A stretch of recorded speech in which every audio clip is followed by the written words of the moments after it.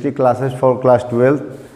आज हम लोग इस केमिकल काइनेटिक्स के चैप्टर को आगे बढ़ाते हुए इसमें बात करते हैं इंटीग्रेटेड रेट इक्वेशंस के बारे में। आप जानते हैं कि रेट ऑफ रिएक्शंस जो होते हैं वो डिफरेंट टाइप के हो सकते हैं, डिफरेंट रेट हो सकते हैं, उनके ऑर्डर अलग अलग हो सकते हैं। तो सारे रिएक्शंस को हम लोग एक ही फार्मूला से रेट नहीं निकाल सकते हैं या उसमें एक कैलकुलेशन नहीं कर सकते हैं। तो उसके लिए अलग अलग ऑर्डर के रिएक्शंस का अलग अलग कुछ इक्वेशन बनाया जाता है और उसके आधार पर उसका कैलकुलेशन किया जाता है। तो उसी को इंटीग्रेटेड रेट इक्वेशन बोलते हैं कि एक साथ अलग अलग डिफरेंट रेट ऑर्डर वाले इक्वेशन के, डिफरेंट रेट वाले केमिकल इक्वेशन के आप ऑर्डर कैसे निकालेंगे। तो ऐसे बहुत ऑर्डर में हैं, लेकिन हमको अपने सिलेबस के अनुसार जीरो ऑर्डर रिएक्शन और फर्स्ट ऑर्डर रिएक्शन की बात करनी है।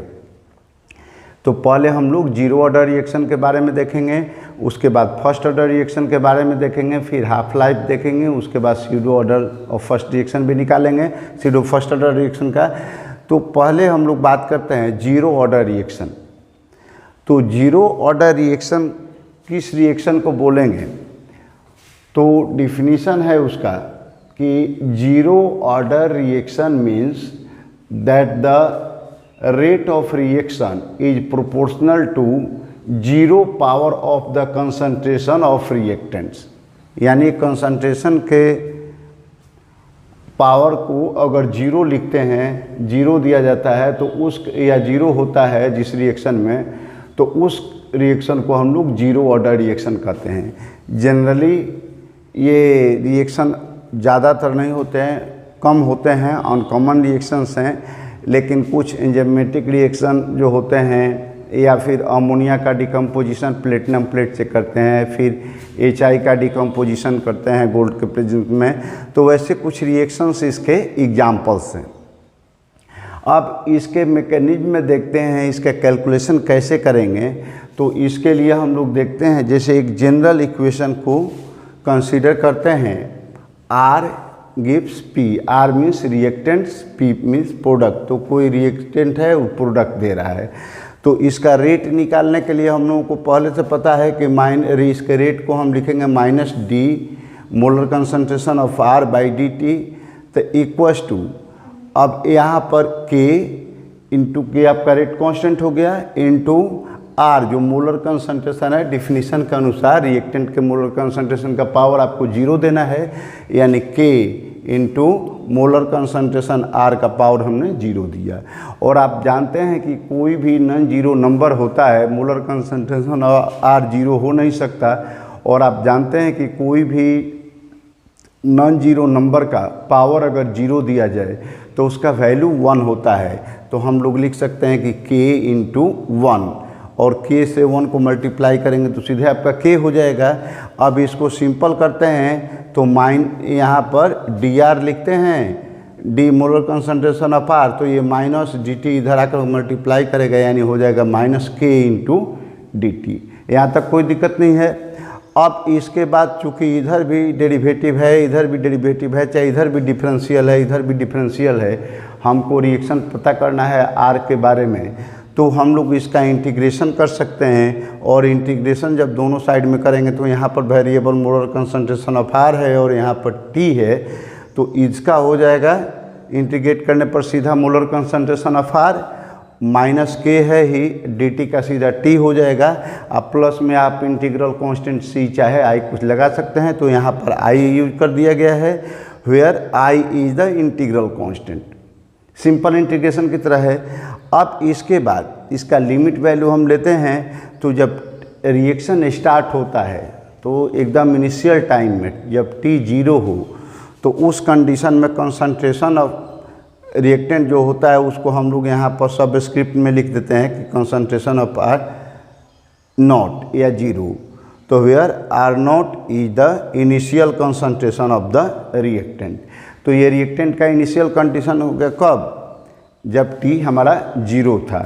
तो इस चीज़ को जब ये t का वैल्यू और ये r का वैल्यू जब इस इक्वेशन में हमको फीड करना है, तो जब फीड करेंगे तो हमको मिलेगा कि putting this values in the above equation means this equation, ये इक्वेशन में तो आप रखेंगे तो r की जगह पर r0 minus k into T है, तो t के जगह पर 0 रखे प्लस i, तो ये तो 0 हो गया टर्म, तो सीधा क्या बचा हमारा कि r0 का वैल्यू आ जाएगा i के बराबर। अब i की जगह पर r0 जब पुट करेंगे इसी इक्वेशन में, तो हमारा इक्वेशन क्या बन जाता है, तो molar concentration of r equals to minus के टी प्लस i के जगह पर r0 लिख दिए, तो r0 हो गया, तो विच is the equation of A state. अब यहाँ देखिए ये आपका एक वेरिएबल है, ये कांस्टेंट टर्म है इनिशियल कंडीशन में, और ये टाइम डिपेंडेंट है t पर। तो आप 11th क्लास में पढ़े होंगे मैथ में कि स्ट्रेट लाइन का इक्वेशन होता है general y equals to m x plus c. तो स्ट्रेट लाइन का इक्वेशन जब हम लिखते हैं, यहाँ पर इक्वेशन हम लिख देते हैं y equals to m x plus c. तो यहाँ पर m जो होता है ये स्लोप होता है, और c जो होता है ये इंटरसेप्ट होता है, y इंटरसेप्ट। जैसे इसका स्ट्रेट लाइन अगर बनाएंगे तो मान लीजिए कि ऐसे हुआ ये लाइन, तो ये हो जाएगा हमारा c का वैल्यू, और इसका जो स्लोप होगा, इसके लिए स्लोप जो होगा ये स्लोप आपका m हो जाता है। ऐसे होता है इक्वेशन स्ट्रेट लाइन का। तो ऐसे ये X axis Y axis known है, तो ये आपका यहाँ से ओरिजिन से यहाँ तो जो कटिंग है इसको हम लोग वाई इंटरसेप्ट बोलेंगे, और इस लाइन के tan थीटा का जो वैल्यू आएगा वही उसका स्लोप होता है। तो ये बेसिकली एक स्ट्रेट लाइन का इक्वेशन हो जाता है। और इसमें r0 जो है ये आपका क्या आ गया, तो कांस्टेंट टर्म है, तो बेसिकली ये स्लोप की तरह हो जाएगा, ये इंटरसेप्ट की तरह हो जाएगा, और यहाँ पर माइनस के है, तो यही के आपका स्लोप हो जाएगा। तो हमने लिखा कि which is the equation of a straight line whose slope equals to minus k and intercept equals to r0। अब फिर इससे आप r का वैल्यू निकाल सकते हैं, k का वैल्यू निकालना चाहे तो इसी इक्वेशन से, तो क्या होगा कि r इक्वल्स टू माइनस के टी प्लस r0 है। तो जब आप इसको इधर लेकर के आएंगे तो यहाँ माइनस है, तो ये प्लस हो जाएगा के टी, और ये चला गया इधर, तो r0 माइनस r हो गया है, तो k का वैल्यू कितना हो गया, r0 minus r by T. और इस इक्वेशन का आप ग्राफ भी खींच सकते हैं, वो ग्राफ भी कुछ इसी टाइप का आएगा। यहाँ इंटरसेप्ट मिलेगा r0, और इसके बाद ये डाउन स्लोप होगा, कि नीचे है तो आपका डाउन स्लोप होगा। तो इस तरीके से आप ग्राफ भी उसका देख सकते हैं। और इस तरह के रिएक्शन में हम लोग k का रेट कांस्टेंट का वैल्यू आराम से निकाल सकते हैं। और इसके बाद हम इसका फर्स्ट ऑर्डर रिएक्शन देखते हैं। अब फर्स्ट ऑर्डर रिएक्शन के बारे में देखते हैं, तो जैसे जीरो ऑर्डर रिएक्शन में आपकी कंसंट्रेशन का पावर 0 होता था, वैसे ही सेम कंसंट्रेशन का पावर 1 जब होगा तो उसको हम लोग बोलेंगे फर्स्ट ऑर्डर रिएक्शन। तो आप लिखते हैं कि इन दिस टाइप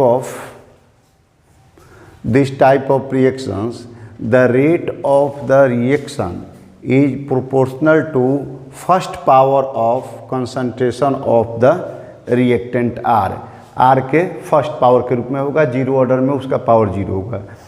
अब एग्जाम्पल के लिए हम एक जनरल रिएक्शन लेते हैं, रिएक्टेंट से प्रोडक्ट बनना है R गिव्स P, तो इसका रेट निकालेंगे तो minus D molar concentration of R by D T तो इक्वल्स टू K कांस्टेंट, और मोलर कंसंट्रेशन ऑफ R का पावर 1 देना है, तो जीरो ऑर्डर में यहाँ पर 0 लिखे थे, और फर्स्ट ऑर्डर में यहाँ पर 1 लिखेंगे। 1 का पावर देने का मतलब कि सीधा वही नंबर आ जाता है, तो K into molar concentration of R हुआ। आप R को इधर लेकर चले आइए तो क्या हो जाएगा, dr by R equals to minus K into D T हो जाएगा। अब आप इसका इंटीग्रेशन कर दीजिए, सेम प्रोसेस आपको जो पहले वाले में जीरो ऑर्डर में लिए हैं मैथमेटिकली, इसमें भी वही स्टेप लेना है। तो हमने पहले अलग अलग डिफरेंशियल को R वाले को अलग कर लिया, T वाले को अलग कर लिया, इसके बाद इसको इंटीग्रेट कर रहे हैं। तो इंटीग्रेट करने पर हमको क्या मिलेगा, तो ये dx बाई डी एक्स की तरह इंटीग्रेशन हो गया, तो 1 बाई मोड x होता है। तो वो एल एन यानी natural log of molar concentration of R हो गया और equals to minus K into T हो जाएगा और आई यहाँ भी इंटीग्रल कांस्टेंट के रूप में आपने लिख दिया। अब जब टी जीरो होता है इनिशियल कंडीशन में तो उस समय मोलर कंसंट्रेशन आप आर को आर नॉट लिख दे रहे हैं, तो यहाँ पर हो जाएगा आपका L N R not equals to minus K into zero plus I, तो ये टर्म आपका जीरो हो जाएगा। तो एल एन आर नॉट का वैल्यू कितना हो जाएगा, सीधे आई के बराबर हो गया। तो हम लोग लिख सकते हैं कि L N R equals to minus के टी और आई का जो वैल्यू यहाँ पर आया था ये एल एन आर नॉट, तो हमने लिख दिया एल एन आर नॉट। तो ये आपका मेन इक्वेशन हो गया। अब इसी में आप चलते हैं, इसको रीअरेंज करते हैं, तो दोनों एल एन को एक साइड में लेकर चले आएंगे। तो ये अगर इधर हम लेकर के चले आते हैं एल एन आर नॉट को, तो एल एन आर नॉट को लेकर के आएंगे तो यहाँ पर L N R minus L N R naught हो जाएगा। तो और माइनस में जब होता है तो log M minus log N का वैल्यू आप जानते हैं कि लॉग एम बाई एन होता है। तो हम लोग लिख सकते हैं कि L N concentration of R divided by concentration of R naught. तो L N concentration of R by concentration of R not equals to, तो इधर क्या बचेगा, माइनस के टी बच गया, तो हमने लिख दिया माइनस के टी। तो अगर इस माइनस को इधर लेकर के आएंगे तो लॉग में ये उलट जाता है, रेसिप्रोकल हो जाएगा, तो आर नॉट ऊपर चला जाएगा, आर नीचे आ जाएगा और टी से डिवाइड कर देंगे। तो फाइनली हमको क्या मिला कि k equals to 1/t into L N R naught by R. यहाँ पर r बाई आर नॉट था तो माइनस इधर आएगा तो ये उलट जाता है। अब इसके बाद फिर हम लोग लेते हैं कि T1 और T2 कोई इंटरमीडिएट कंडीशन है, आपको एक फर्स्ट टाइम पर हुआ, एक सेकेंड टाइम पर हुआ, तो T1 और T2 पर हम लेते हैं। तो यहाँ T1 करेंगे तो R नॉट तो आपका फिक्स है, इसमें 1 हो जाएगा, फिर जब 2 करेंगे तो यहाँ पर आपको 2 लिखना पड़ेगा। तो वही हो गया कि L N R one equals to, ये जो मेन इक्वेशन है यहाँ पर, तो इस इक्वेशन में यहाँ पर 1 लिखेंगे, यहाँ भी 1 लिखेंगे, 2 के लिए यहाँ भी 2 लिखेंगे, यहाँ भी 2 लिखेंगे, तो कांस्टेंट है ही आपका। तो हमारा हो जाएगा कि L N concentration of R one equals to minus के t one plus L N R naught, और 2 के लिए भी यहाँ और यहाँ 2 लगा देना है, सेम वही रिएक्शन जहाँ जहाँ 1 लगाए हैं। अब इसमें से इसको माइनस कर लेते हैं अगर, तो सब्ट्रैक्टिंग लेटर मीन्स इसको इसमें से माइनस कर ले रहे हैं, 1 2 हम नहीं लिखे हैं, आप चाहे तो यहाँ पर 1 2 या इसको 1 माने तो इसको 2 3 भी आप नंबरिंग कर सकते हैं इक्वेशन का। तो अब सब्ट्रैक्ट कर रहे हैं तो क्या मिलेगा, तो इसमें से इसको, तो L N R one minus L N R two, तो L N R one minus L N R two हो गया और ये दोनों तो कैंसिल हो जाएंगे कांस्टेंट टर्म, माइनस के टी वन माइनस फिर माइनस के टी टू। तो अब देखिएगा यहाँ तो log M minus log N का वैल्यू होता है लॉग एम बाई एन, तो यहाँ पर हम लिख सकते हैं कि एल एन आर वन, ये कंसनट्रेशन आर वन यहाँ लिखा जाएगा, concentration of R one at, और यहाँ पर concentration of R two equals to कितना हो जाएगा, तो ये तो माइनस है, ये माइनस माइनस प्लस हो जाएगा, यानी के कॉमन निकालिए, T2 माइनस T1 हो गया।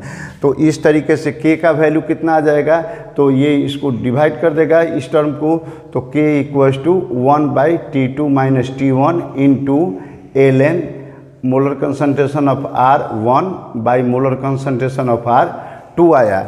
और एल एन को आप जानते हैं कि नेचुरल लॉग में कैसे कन्वर्ट कर लेते हैं, तो 2.303 से अगर करेंगे ये इनटू, तो यहाँ पर लॉग हो जाएगा, तो लॉग में इसका वैल्यू दिया हुआ, इसमें 2.303 से मल्टीप्लाई कर लेंगे तो इसका वैल्यू निकल जाएगा।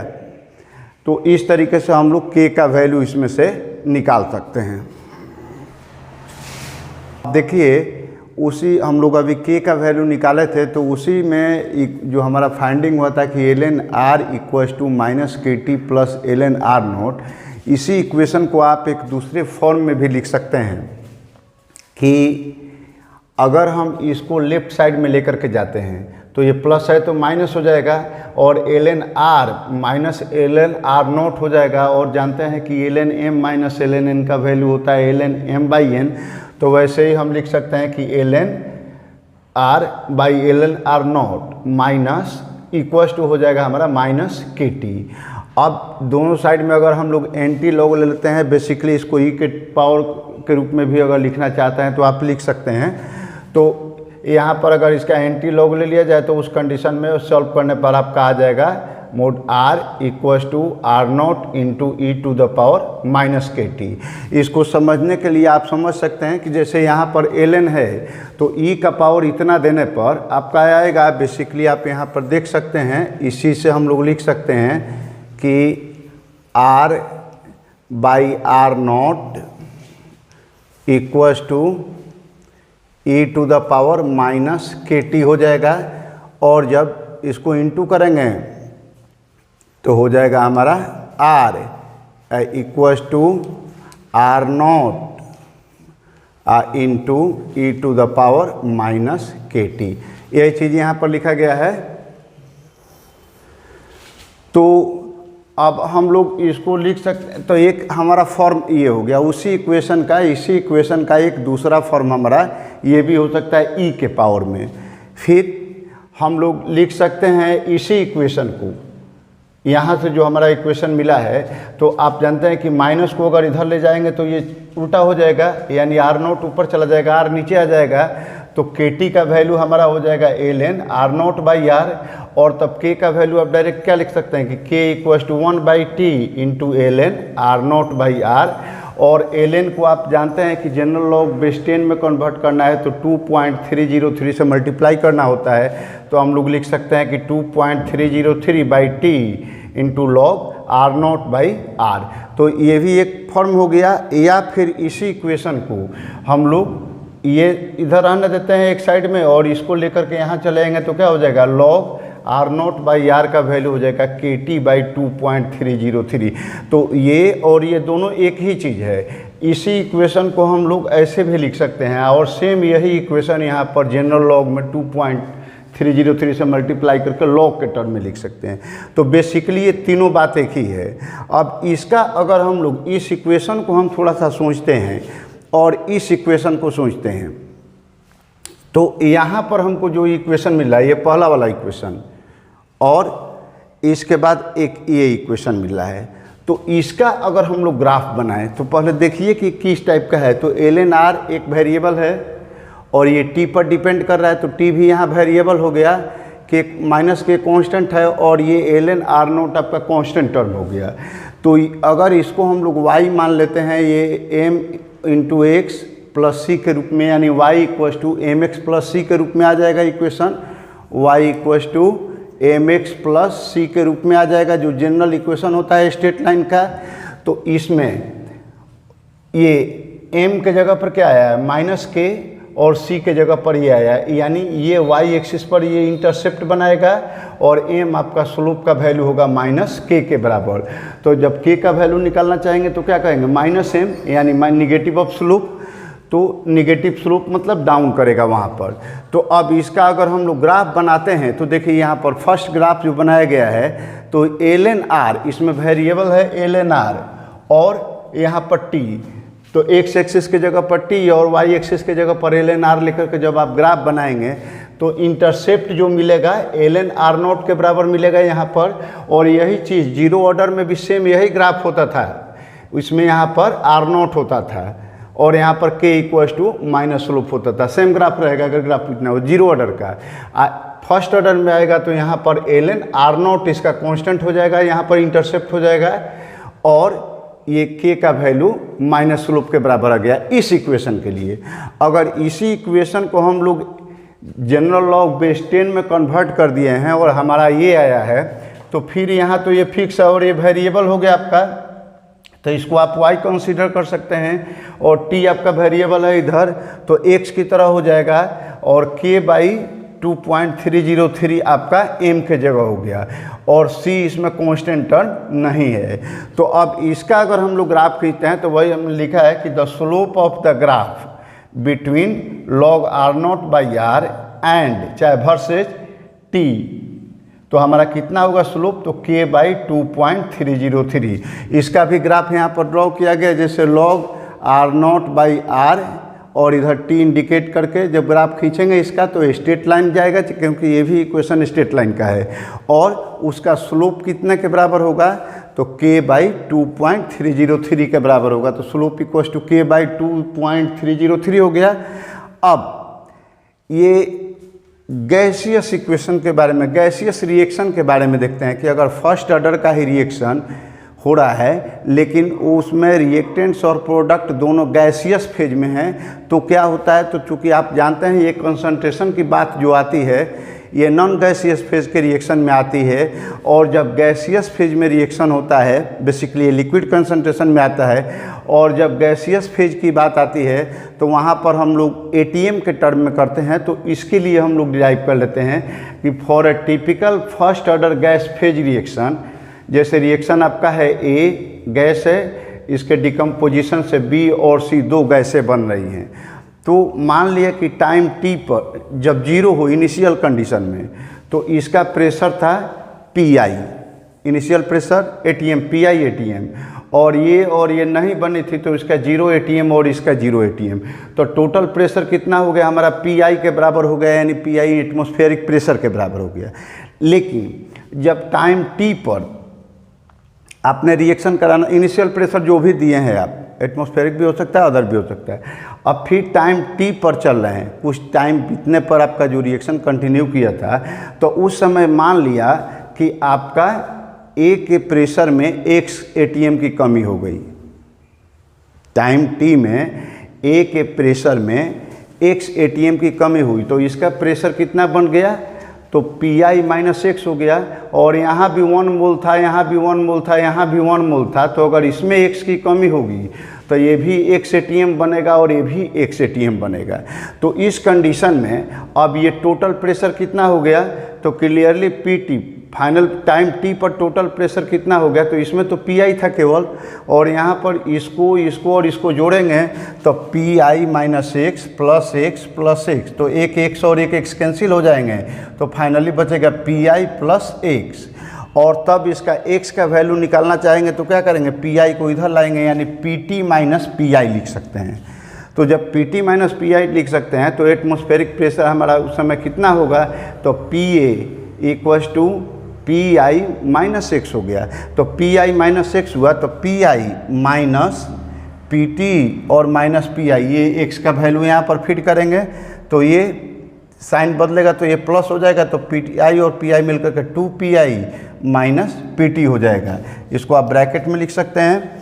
तो अब हमारा K का वैल्यू कितना हुआ, तो K का वैल्यू डायरेक्ट हो गया कि 2.303/T, और यहाँ जो कंसंट्रेशन आप लिख रहे थे तो यही कंसंट्रेशन में यहाँ पर K का वैल्यू जैसे आप निकाले हैं ये 1/T, तो ln R0/R, तो कंसंट्रेशन के टर्म में था। जब प्रेशर के रूप में होगा तो फिर यहाँ पर भी वही हो जाएगा इनिशियल प्रेशर और यहाँ पर एटमॉस्फेरिक प्रेशर।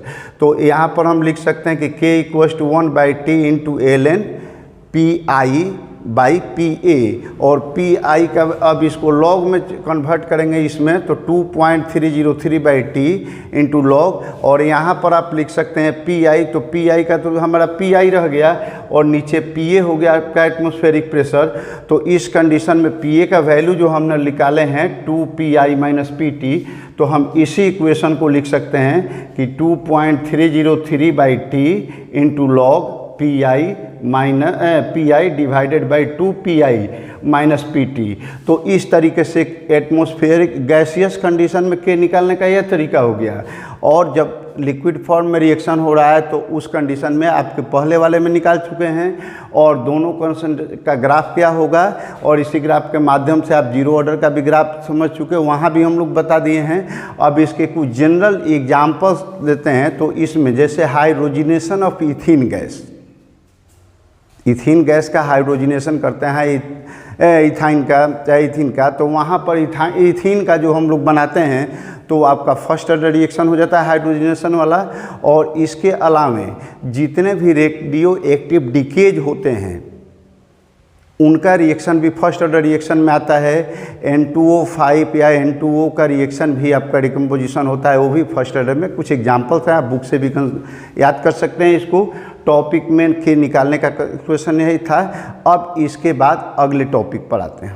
देखिए हाफ लाइफ ऑफ रिएक्शन के बारे में पढ़ते हैं। तो हाफ लाइफ बेसिकली होता क्या है, तो जब कोई भी रिएक्शन आप परफॉर्म कराते हैं तो ऐसा चलते जाता है, रिएक्शन होता है, तो जनरली उसमें देखा जाता है कि कंसंट्रेशन रेट धीरे धीरे रिएक्टेंट का कम होते जाता है और कंसंट्रेशन का परसेंटेज कम हो जाएगा, रेट ऑफ रिएक्शन धीरे धीरे डिक्रीज हो जाएगा। शुरू में आपका फास्ट रहता है, बाद में धीरे धीरे डिक्रीज होता है और कुछ समय के बाद उसका जितना अमाउंट ऑफ रिएक्टेंट था, कंसंट्रेशन जितना कंसंट्रेशन ऑफ रिएक्टेंट जितना था, कुछ समय के बाद उसका कंसंट्रेशन ओरिजिनल कंसंट्रेशन के हाफ हो जाता है और फिर उसके बाद धीरे धीरे और उसका हाफ होते होते रिएक्शन कई स्टेप में आपका समाप्त होता है, एंड करेगा।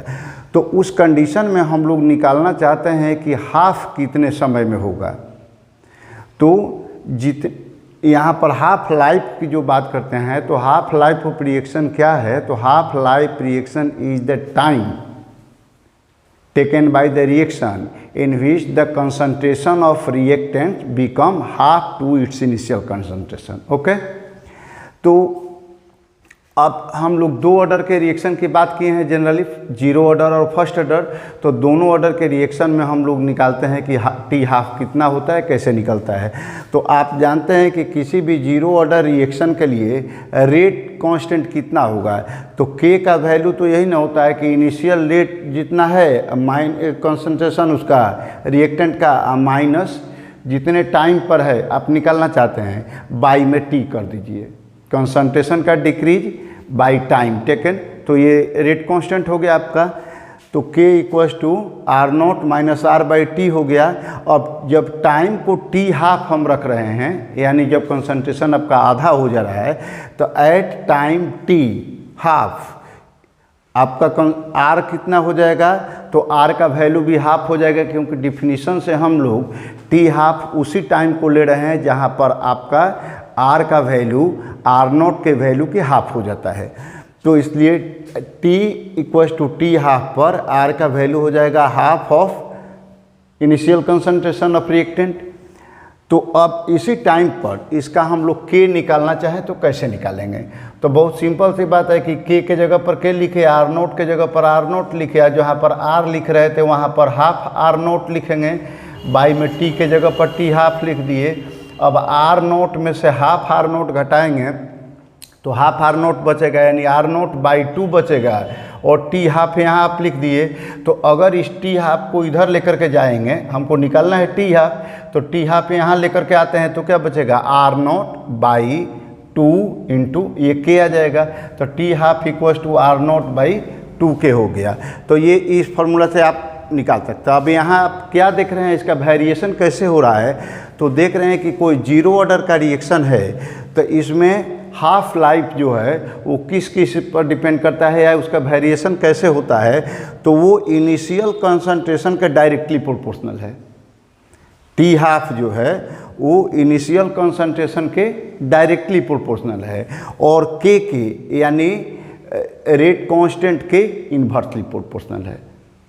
तो ये याद रखिएगा कि ऑब्जेक्टिव में भी इससे क्वेश्चन राइज करके पूछा जा सकता है कि जीरो ऑर्डर का रिएक्शन अगर है तो उसके लिए टी हाफ का वेरिएशन कैसे होगा, तो इनिशियल कंसंट्रेशन पर डिपेंड करेगा, उसके डायरेक्टली प्रोपोर्शनल होता है, और रेट कांस्टेंट पर डिपेंड करता है और रेट कांस्टेंट के इन्वर्सली प्रोपोर्शनल होता है। अब इसके बाद हम लोग फर्स्ट ऑर्डर की बात करते हैं। तो for the first order reaction K का वैल्यू कितना होता है, तो आप अभी इसके पहले वाले टॉपिक में पढ़ चुके हैं कि K का वैल्यू होता है 2.303 by T into log R0 by R आप लिखते हैं। तो जब टी हाफ टाइम निकलना है तो टी के जगह पर हम हाफ की बात करेंगे, टी हाफ की। तो जब टी हाफ लेंगे तो उस समय हमारा कंसंट्रेशन R कितना होगा, तो R0 बाई 2 यानी इनिशियल कंसंट्रेशन का हाफ होगा। और तब उस कंडीशन में हम K का वैल्यू क्या लिख सकते हैं, तो K इक्वल्स टू 2.303, टी के जगह पर टी हाफ लिखेंगे लॉग, और यहाँ R0 बाई R के जगह पर यही R0 बाई 2 लिखेंगे। तो आपका यहाँ आ गया K equals to 2.303 by T half log R0 by 2। तो ये नीचे वाला टर्म ऊपर जाएगा तो 2 ऊपर हो जाएगा, R0 से R0 कट जाएगा। तो जब ये कट गया तो K का वैल्यू क्या आएगा कि K equals to 2.303 by T half into log 2 आ जाएगा डायरेक्ट।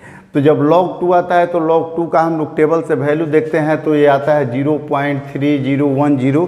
तो आप 3 डिजिट तक ले लीजिए, 0.301 चूँकि लास्ट डिजिट जीरो तो छोड़ दीजिए उसको। तो अब k का वैल्यू कितना है, तो इन दोनों को मल्टीप्लाई करते हैं तो हमारा आता है 0.693 by T half. T half हमको निकालना है तो क्या करेंगे, तो k को डिवाइड कर देंगे, यानी हो जाएगा 0.693 डिवाइडेड बाई k।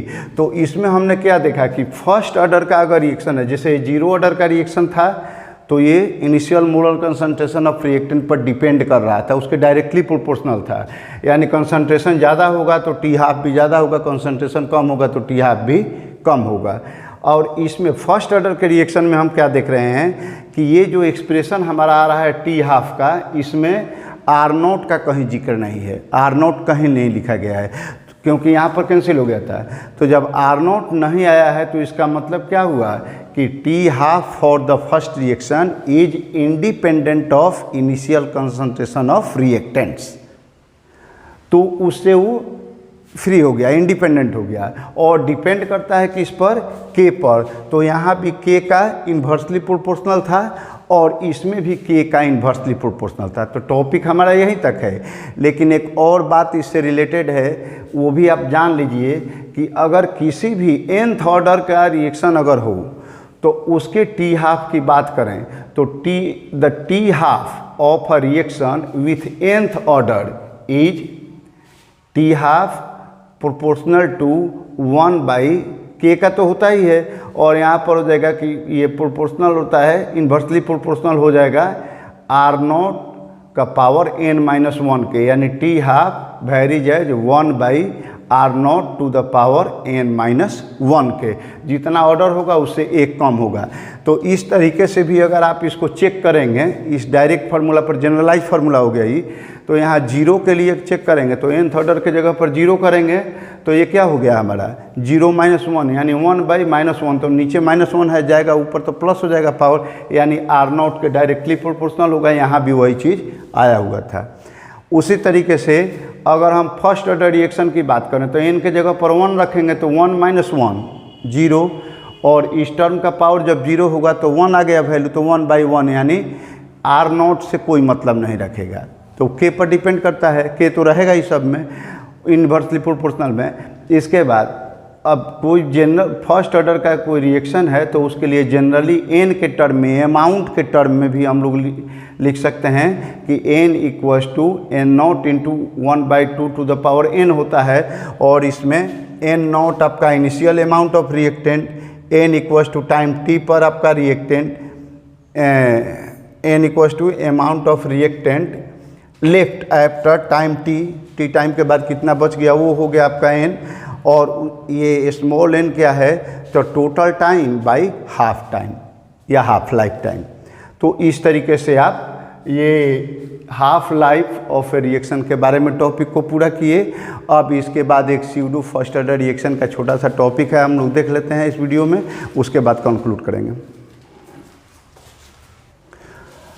अब एक है स्यूडो फर्स्ट ऑर्डर रिएक्शन के बारे में। तो इसमें है कि जब कोई रिएक्शन दो रिएक्टेंट के बीच में होता है और उसमें एक रिएक्टेंट एक्सेस अमाउंट में या लार्ज अमाउंट में होता है और दूसरा रिएक्टेंट होता है लेसर अमाउंट में होता है, लेस अमाउंट में होता है, और जो दूसरे एक उसमें से जो लेस अमाउंट में होता है रिएक्टेंट उसी का डिकम्पोजिशन होता है या उसी वही मेन रिएक्टेंट का काम करता है, और जो लार्जर अमाउंट में है उसके कंसंट्रेशन पर कोई खास अंतर नहीं पड़ता, तो उस टाइप के रिएक्शन दिखने में फर्स्ट ऑर्डर की तरह बिहेव करते हैं लेकिन वो एक्चुअल में फर्स्ट ऑर्डर नहीं है, तो इसलिए उनको हम लोग स्यूडो फर्स्ट ऑर्डर कहते हैं। तो हम डिफाइन कर सकते हैं कि when a reaction is first order with respect to each of the two reactants then it becomes pseudo first order when one of the reactants is taken in excess। जब आप एक एक्सेस में लेंगे और अलग अलग दोनों के रिस्पेक्ट में देखा जाए तो फर्स्ट ऑर्डर का ही दिखता है, तो उस कंडीशन में आपका वो फर्स्ट ऑर्डर का रिएक्शन होता है। तो जैसे अब इसमें हम देख रहे हैं कि एस्टर का डिकम्पोजिशन जो होता है, ये चाहे फिर केन शुगर का डिकम्पोजिशन होता है, इसके एग्जांपल्स हैं जैसे CH3 COO C2H5 है, इथाइल इथाइनोएट हो गया आपका। वाटर के एक्सेस में जब इसको रिएक्शन कराते हैं तो ये आपका अलग अलग हो जाता है, ये इथेनोइक एसिड हो जाता है और इथेनॉल हो जाता है। इसका रेट ऑफ रिएक्शन जो मान लेते हैं तो वाटर के कंसंट्रेशन से इफेक्टेड नहीं होता है और K इक्वल्स टू बस डायरेक्ट CH3COOC2H5 के से रिलेटेड होता है। फिर ऐसे ही केन शुगर का अगर हम लोग एक्सेस वाटर में डिकम्पोजिशन कराते हैं तो आपको ग्लूकोज और फ्रक्टोज बनते हैं। तो इस कंडीशन में रेट ऑफ रिएक्शन जो होता है वो आपका इसके केन शुगर के कंसंट्रेशन से रिलेटेड हो जाता है। इससे उसको कोई खास मतलब नहीं होता है, विशेष उसका असर नहीं पड़ता, तो इग्नोरेबल हो जाता है। तो ऐसे कंडीशन को ही हम लोग स्यूडो फर्स्ट ऑर्डर रिएक्शन कहते हैं। तो इस तरीके से हम लोगों ने आज फर्स्ट ऑर्डर रिएक्शन और सेकेंड ऑर्डर रिएक्शन के बारे में बहुत सारे डिटेल्स को पढ़े और देखे। इसके बाद आप इस वीडियो को देख करके समझ करके अच्छे से एक बार दो बार रिपीट करके और समझ लीजिए। इसके बाद अपने बुक से जो इससे रिलेटेड एक्सरसाइज के क्वेश्चंस हैं या प्रैक्टिस क्वेश्चंस हैं आप उसको बनाइए। फिर नेक्स्ट टॉपिक के साथ हम लोग नेक्स्ट वीडियो में मिलेंगे। Thank you, best of luck.